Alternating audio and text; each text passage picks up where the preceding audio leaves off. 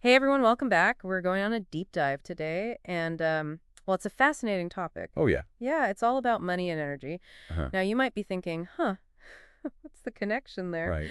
But trust me, this is going to be pretty interesting. We're basing this deep dive on a YouTube live Q&A session. Oh, cool. Yeah, and it's with this expert who, well, they work with esoteric practices Okay. and financial systems. Oh, wow. That's kind of an unusual combination, isn't it? Definitely, but that's what makes it so fascinating. Yeah, I can see that. So the speaker in the video really emphasizes this core concept. Money represents energy. Okay, I'm listening. They actually use a powerful analogy to explain this. Okay, I'm intrigued. What is it? They talk about governments and financial systems as being like a dragon. A dragon. Yeah, a dragon. And this dragon siphons energy from individuals through things like taxes and all sorts of financial mechanisms. So they're saying we're like feeding this dragon with our money. Yeah, basically. And they even have a term for the people who are being impacted by this system. They call them interfents. Interference, so like we're all interfence in a way. I guess if we're all part of the system, then yeah, we're all contributing to this energy drain. Energy drain, is that what they call it? Yeah, kind of. They don't use that exact phrase, but that's the general idea. Okay, I'm starting to get the picture here. So how much energy are we supposedly losing to this dragon? Well, according to the speaker, they claim that people might be spending a crazy amount of their time, like 80% working just to fuel this dragon. Wow, 80%. That doesn't leave much for ourselves, does it? Exactly. They say it leaves us with only about 20% for our own energy and resources. That's pretty alarming. It is, but the good news is they also talk about ways we can potentially break free from these patterns. Oh, so there's hope. Yeah, definitely. That's where the esoteric practices come in. Okay. Now we're getting to the really interesting part. Right. So before we dive into the solutions they offer, Okay, let's look at some real-world examples they use to illustrate this whole energy drain thing. sounds good. So one thing they bring up is the rising cost of basic necessities, like milk. Oh, yeah, I've definitely noticed that. Right. Like, it's crazy how much the price of milk has gone up in recent years. I remember my grandparents used to tell me stories about how much cheaper everything was back in their day. Exactly. And the speaker argues that this constant increase in the cost of living is a symptom of the dragon demanding more and more. Huh, interesting. They also highlight how difficult it is to buy a house today compared to, say, 30 years ago. Yeah, that's a good point. It feels like you need to earn a fortune these days just to afford a down payment. Right. And then they contrast that with the huge amounts of money spent on military and defense, Okay. while our infrastructure and public services are often kind of neglected. So it's like the dragon is prioritizing its own power and defense over the well-being of the people it's supposed to be serving.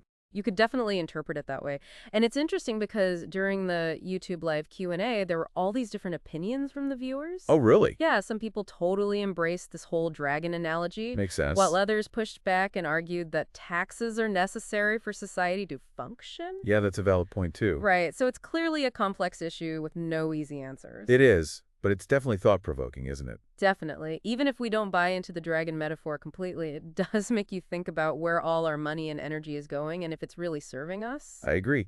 And now the question is, how do esoteric practices fit into all of this? That's the part I'm really curious about, too. How can esoteric practices help us navigate the financial world? Well, the speaker suggests that understanding certain esoteric principles can help us recognize and potentially break free from these draining financial patterns. Okay, I need you to break this down a bit further. What do they mean by energetic level? So they're saying that these financial systems aren't just affecting us on a material level, Right. but also on an energetic level, and that this could be limiting our personal growth and sense of freedom. Okay, this is getting really interesting. So it's not just about complaining about taxes or feeling overwhelmed by the system. No, not at all. They're suggesting there are actual steps we can take to shift our relationship with money and energy. Tell me more about these solutions. I'm hooked. Okay, so one technique they mention is the practice of grounding. Grounding. Yeah, like literally connecting with the Earth's energy to help stabilize and protect ourselves from negative influences. And that includes financial influences. Yeah, they believe so. So they're saying that grounding ourselves can actually help us protect our energy from the financial dragon. In a way, yes. This is definitely making me rethink my own relationship with money. It's like we often focus so much on the practical aspects, the Yeah. numbers in our bank accounts. Right. But maybe there's this whole other energetic dimension we're not even aware of. That's exactly what the speaker is trying to get us to see. They want us to look beyond the surface and consider how these systems might be impacting us on a deeper level. This is fascinating. Okay, we've got this dragon metaphor, esoteric practices, and the idea of shifting our energy. I can't wait to hear more. Me too. Let's dive in. Hey, we've got this whole idea of grounding ourselves to protect our energy from that financial dragon. Right. And some people are really into that idea, but Yeah. others not so much. Right. That makes sense. It's a pretty out there metaphor. It is. And, not everyone's going to be into the whole esoteric thing. Yeah. But even if you don't believe in, like, literal energy vampires, Right. do you think there's any truth to this idea of financial systems draining us on a deeper level? Like, even if it's not a mystical creature? Oh, absolutely. The speaker argues that even if we ignore the dragon imagery, we should still pay attention to how our interactions with money affect us, Yeah. emotionally and mentally. So basically, recognizing the impact on our well-being, even if it's not some creature sucking away our life force. Exactly. And this leads to another technique the speaker suggests. Okay. It's aligning our energy with our values. Aligning our energy with our values. Yeah. They say that if we're constantly spending money on things that don't really matter to us, Yeah. we're essentially feeding the dragon without getting anything meaningful back. So, like, we're working hard, filling our money, but it's not actually fueling our own dreams. Exactly. The speaker wants us to really examine our spending habits. Like, are we buying things because we truly need or want them? Or Yeah. are we just trying to fill some kind of void? Or Right, or impress people. Exactly. It's so easy to get caught up in that cycle. Oh, yeah, for sure. Especially with all the advertising and social media and everything. Exactly. That's why the speaker emphasizes being conscious about where they direct our energy, Okay. both financially and emotionally.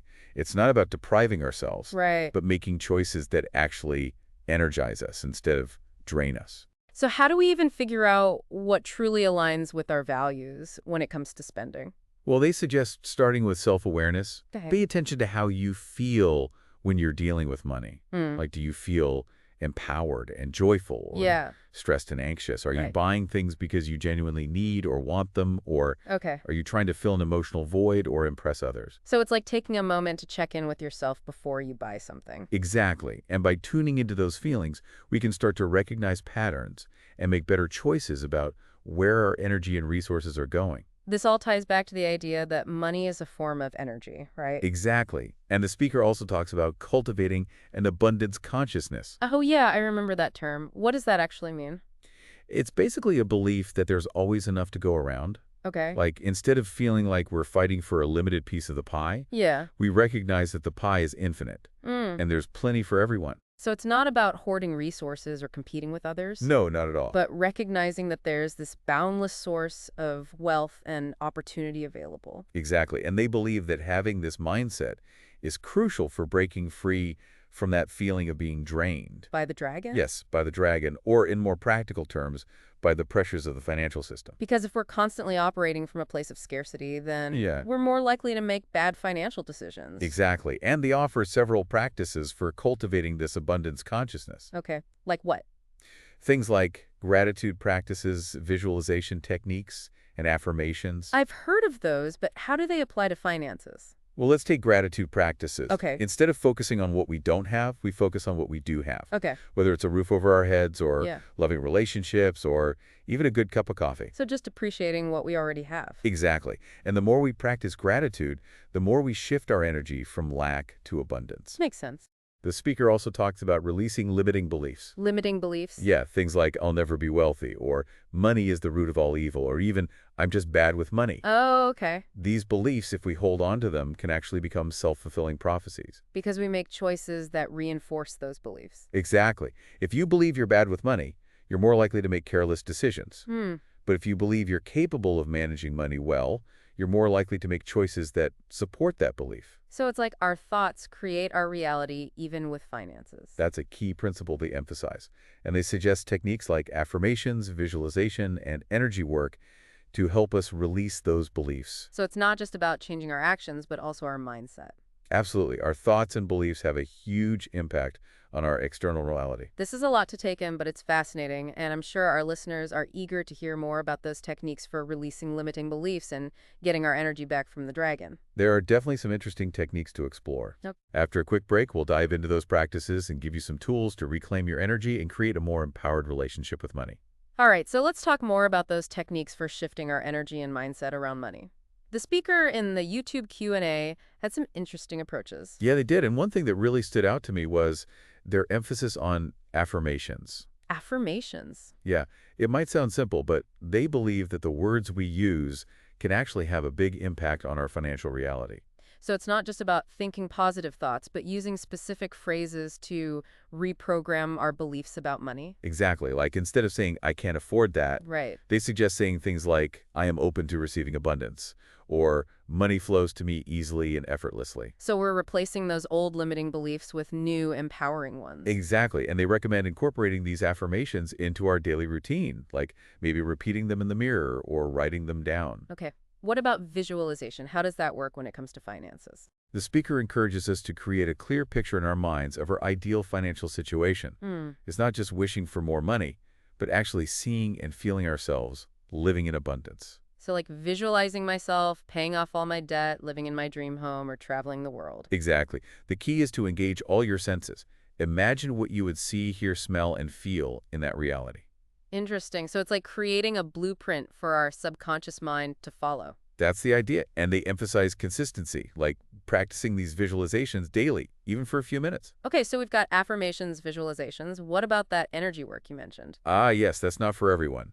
But the speaker believes that certain energy healing methods could be helpful for removing blockages and shifting our energy to a more abundant state. Like, what kind of energy work are we talking about? They mention things like EST, or emotional freedom technique, Okay. which involves tapping on specific points in your body while focusing on releasing negative emotions and beliefs. I've heard of EFT. Yeah. And they also mentioned Reiki, which is a Japanese energy healing practice for relaxation and balance. So if we're feeling stressed about money, these practices could help us release those feelings and create a more peaceful state. That's the idea. And of course, it's always important to find a reputable practitioner if you're interested in exploring these things further. This is really making me think about how money, energy, and these esoteric practices might all be connected. Me too. It's definitely challenged me to think differently about money. This has been such an interesting deep dive. We've explored this financial dragon idea, talked about aligning our spending with our values, and even delved into esoteric And practices. even if some of these ideas seem a little out there, Yeah, the main message is something we can all benefit from, right. which is that we have more power than we realize to create a more abundant life for ourselves. It's a message of empowerment and possibility. It reminds us that we're not just stuck in the system. Exactly. We have a choice. So as we wrap this up, what's one key takeaway you want our listeners to remember? I think the most important thing is to remember that this is a journey. There's no quick fix for financial abundance. It's about experimenting and finding the tools that work for you.